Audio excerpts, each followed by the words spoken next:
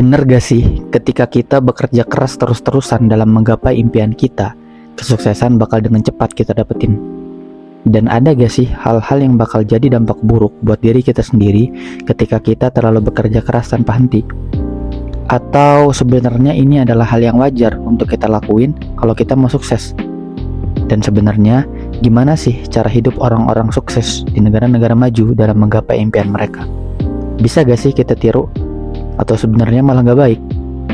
Dan kalau kayak gitu, apa yang harus kita lakuin? Well, gua bakal bahas itu semua di video kali ini. Tonton video ini sampai selesai, biar lo dapetin seluruh insight-nya. Fokus dan jangan ngelamun dulu, biar lo gak misinformation, biar lo paham juga apa yang bakal gua jelasin.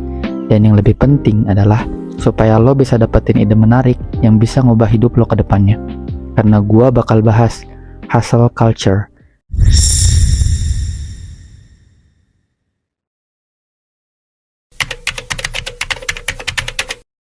Sebelum kita bahas lebih jauh, kita mesti tahu dulu nih, apa sih sebenarnya hustle culture itu?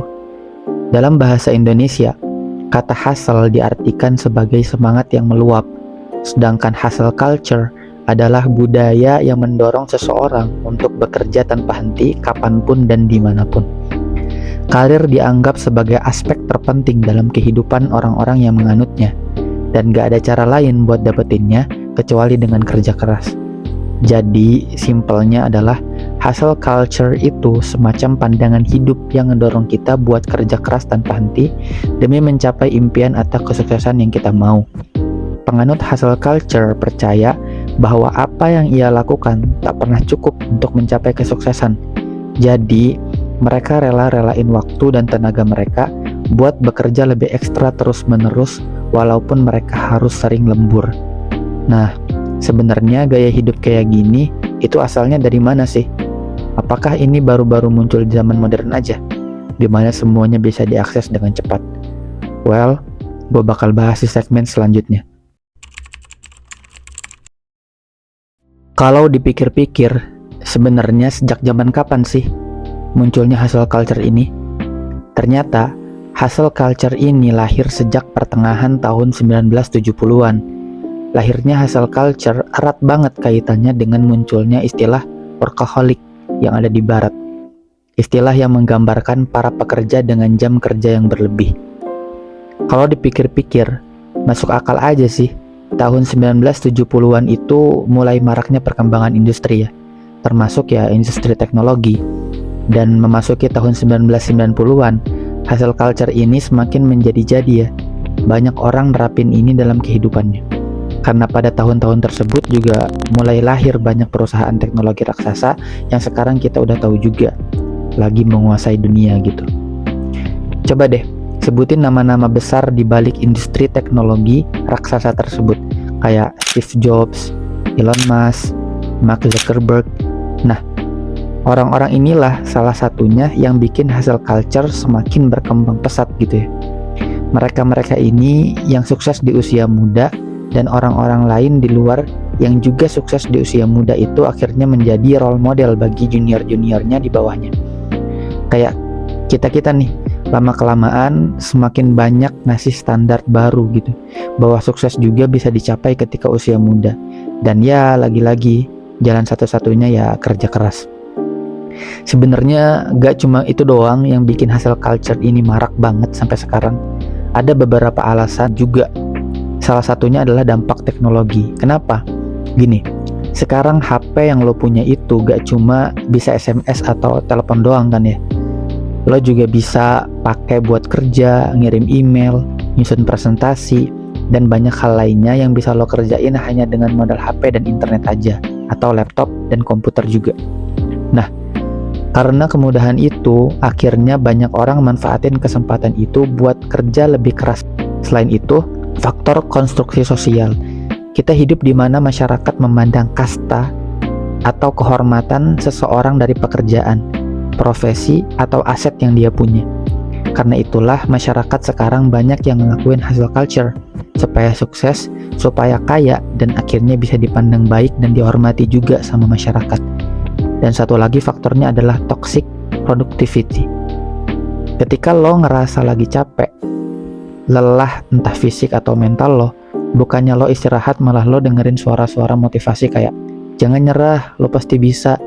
Masa gitu aja udah capek? Atau di saat lo rebahan, banyak orang di luar sana mati-matian ngejar mimpinya. Nah, suara-suara inilah yang bikin kita jadi gak ngasih waktu buat diri sendiri rebahan. Dan akhirnya secara gak sadar lo jadi hustle culture cuy. Beberapa penelitian dan jurnal menyebutkan bahwa panjangnya jam kerja bisa menyebabkan seseorang lebih rentan terhadap gangguan tidur serta depresi. Di situ disebutin juga bahwa jumlah pekerja yang stres di Amerika Serikat lebih tinggi daripada pekerja-pekerja di negara lain. Selain Amerika Serikat, negara maju dengan budaya hustle culture yang kental juga bisa kita temuin di Jepang ya. Di Jepang, hustle culture udah jadi penyebab tingginya gangguan kesehatan dan mental penduduknya. Hal ini menjadikan negeri Sakura punya angka bunuh diri dari rata-rata relatif lebih tinggi dibandingkan negara-negara lain di dunia. Kalian lihat aja deh, negara-negara maju ini, mereka pede banget sama hustle culture-nya. Mereka bangga banget punya produktivitas tinggi mereka. Tapi kadang-kadang, dibalik itu semua, mereka suka lupa gitu ya, buat ngurusin diri sendiri. Ada yang kerja sampai lembur terus, ada juga yang jarang cuti, dan rasa-rasanya kayak hidup ini cuma buat kerja aja gitu. Sebenarnya bagus juga sih, atau mungkin kita bertanya-tanya sebenarnya bagus gak sih untuk kita terapin hustle culture ini untuk diri kita sendiri, dan apakah kalau Indonesia nerapin ini juga, Indonesia bisa jadi negara maju? Well, mari kita bahas. Gini, biar fair ya, gua bakal sebutin manfaat sama dampak buruk yang bisa terjadi kalau kita terapin hustle culture ini ya. Manfaatnya dulu deh. Pertama, kita selalu termotivasi. Gak bisa dipungkiri kalau kita terapin hustle culture ini, kita bakal terus-terusan termotivasi untuk mencapai apa yang kita targetin. Ini juga bisa bikin kita lebih rajin dan semangat dalam mencapai impian yang kita mau.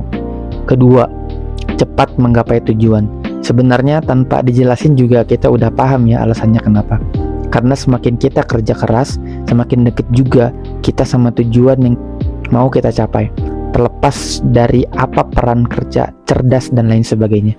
Gue setuju kalau lo kerja keras, lo juga bakal cepet nyampe di tujuan lo. Yang ketiga, selalu produktif. Karena hustle culture ini adalah budaya yang nuntut lo untuk kerja terus dan manfaatin waktu luang.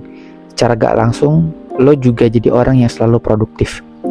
Nah, tapi nih, dibalik manisnya manfaat yang bakal kita dapetin dari nerapin hustle culture ini, ternyata ada juga dampak buruk yang cukup serius menurut gua, yang mungkin aja kita dapetin ketika kita nerapin hustle culture ini. Pertama, stres. Hustle culture ini kan nuntut kita buat selalu kerja keras tanpa henti ya. Nah, lo ngerasain stres karena lo selalu nuntut diri lo untuk buat selalu kerja.